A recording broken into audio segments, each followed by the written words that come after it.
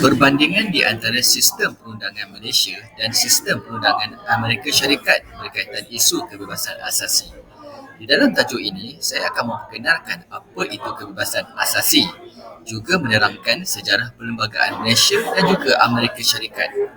Latar belakang sistem perundangan Amerika Syarikat dan juga Malaysia, serta menerangkan kebebasan asasi yang termaktub dalam Perlembagaan Persekutuan Malaysia juga di dalam Perlembagaan Persekutuan Amerika Syarikat.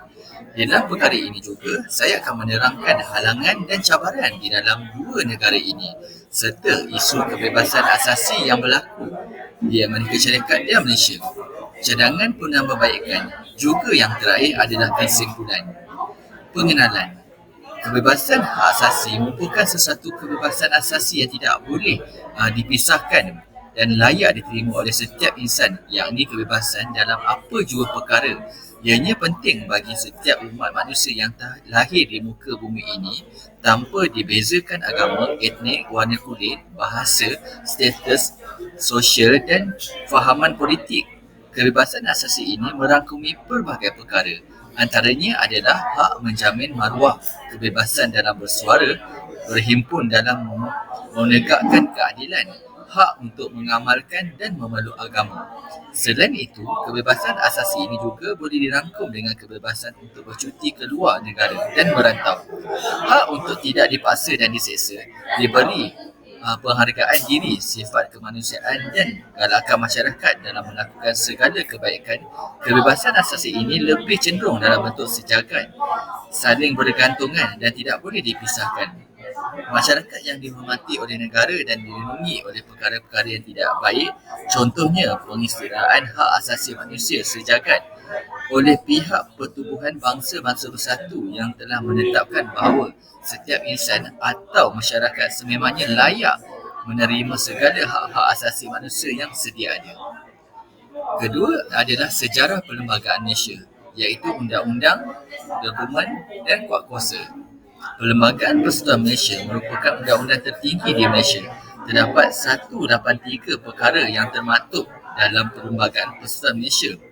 Dokumen yang dahulunya dibentuk terdiri daripada dua, iaitu Perjanjian Persekutuan Tanah Melayu 1948 dan Perlembagaan Kemerdekaan tahun 1957 yang berasaskan suatu undang-undang bertulis.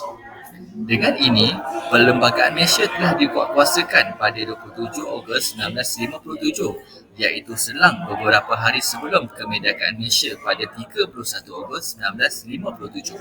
Perlembagaan ini telah mula dilaksanakan di Sabah dan Sarawak setelah kedua-dua negeri ini menyertai Malaysia, iaitu pada 12 September 1963 dari Sabah dan Sabah pada 16 September 1963. Sejarah perlembagaan bagi negara Amerika Syarikat, iaitu Perlembagaan Negara Amerika Syarikat adalah satu undang-undang yang tertinggi di negara itu. Ianya menyatukan perlembagaan kebangsaan tertulis paling tertua diguna pakai sehingga hari ini. Perlembagaan ini telah disempurnakan pada 17 September 1787. Persidangan Perlembagaan Amerika Syarikat, Philadelphia dan juga Pennsylvania telah menerima pakai perlembagaan ini. Perlembagaan Amerika Syarikat adalah berdasarkan demokrasi berperlembagaan, iaitu menggunakan 3 lapisan sistem pentadbiran dan institusi kehakiman yang bebas. Amerika Syarikat mempunyai 3 peringkat persekutuan negeri dan kerajaan tempatan. Ianya juga mempunyai badan legislatif serta eksekutif dengan bidang kuasa yang terhad. Negara ini juga telah menggunakan sistem persekutuan atau federalisme, iaitu kerajaan pusat dan negeri turut berkongsi kuasa. Bagi latar belakang mengenai sistem perundangan Amerika Syarikat, dalam Perlembagaan Amerika Syarikat terdapat cabang bagi menentukan bidang kuasa Mahkamah Persekutuan, Kehakiman Kerajaan Persekutuan. Kuasa kehakiman diberikan hanya kes tertentu sahaja oleh Mahkamah Persekutuan. Antara contoh adalah kes yang melibatkan undang-undang persekutuan, pertikaian antara negeri dan kes yang melibatkan kerajaan asing. Mahkamah Persekutuan berkongsi kuasa kehakiman dengan mahkamah negeri lain-lain. Persamaan Malaysia dan Amerika Syarikat adalah dibentuk pada tahun 1989 dan mengamalkan undang-undang tertulis. Perlembagaan ini diguna pakai dan dituruti oleh semua kerajaan Amerika Syarikat dalam mendidik rakyatnya agar mengikuti arahan pentadbiran dan peraturan tanpa diganggu. Sistem pengasingan kuasa agak jelas sehingga tiada bercanggah melibatkan orang lain. Latar belakang sistem perundangan bagi negara Malaysia pula, Perlembagaan Malaysia merupakan perlembagaan tertinggi di negara Malaysia. Mana-mana institusi tidak mampu melawan kuasa yang ada dalam Perlembagaan Malaysia. Sekiranya ada pertikaian berlaku, Perlembagaan Malaysia akan menjadi bahan rujukan undang-undang. Begitu juga dengan peranan yang di Pertua Agong, bergantung pada perlembagaan.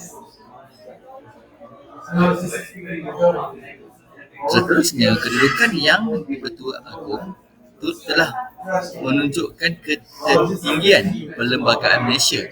Baginda yang merupakan ketua negara, ketua parlimen, ketua pemerintah turut mematuhi peraturan dan halangan yang telah dikenakan oleh perlembagaan. Oleh itu, negara kita telah mencipta konsep raja berperlembagaan, iaitu sebuah konsep di mana kuasa raja hanya tertakluk terhadap perlembagaan dan tidak boleh memerintah secara mutlak, iaitu secara monarki. Kebebasan yang termaktub dalam Perlembagaan Persekutuan Malaysia. Perlembagaan selaku undang-undang tertinggi telah mengisytiharkan agama Islam adalah agama negara Malaysia. Ia telah termaktub di dalam perkara 3/1 Perlembagaan Persekutuan dengan memberikan tarif orang Melayu penduduk pribumi di Persekutuan Tanah Melayu. Bagi kumpulan etnik yang lain seperti Kadazan, Iban dan Melanau, mereka merupakan penduduk pribumi di Sabah dan Sarawak. Perlembagaan selaku undang-undang tertinggi telah mengisytiharkan agama Islam adalah agama negara Malaysia.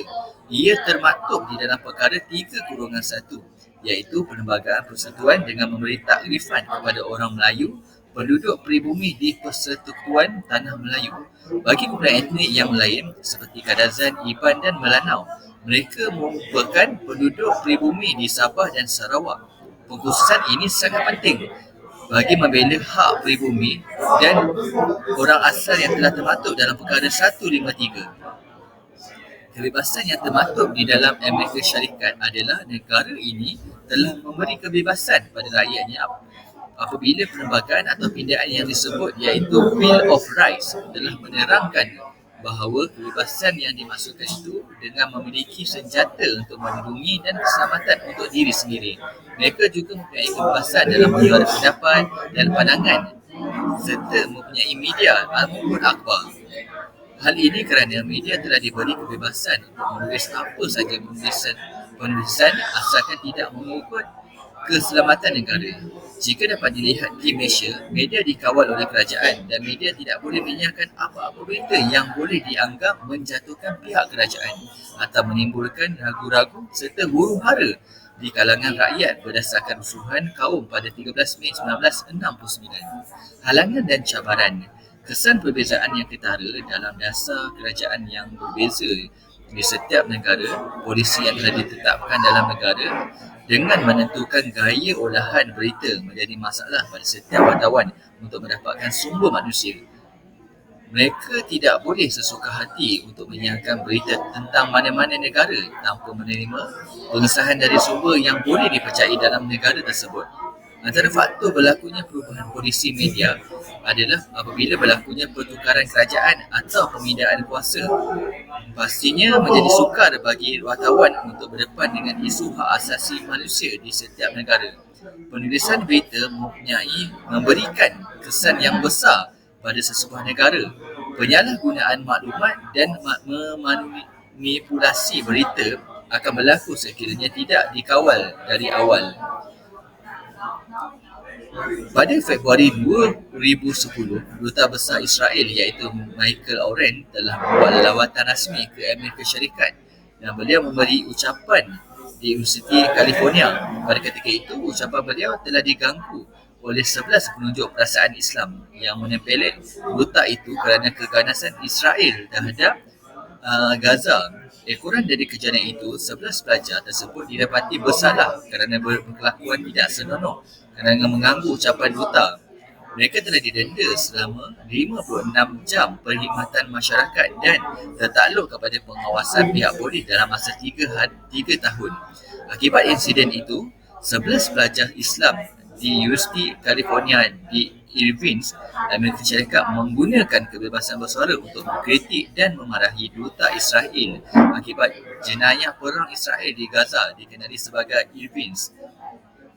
Sememangnya, mereka merupakan seorang askar dari Amerika Syarikat yang dihantar ke Iraq.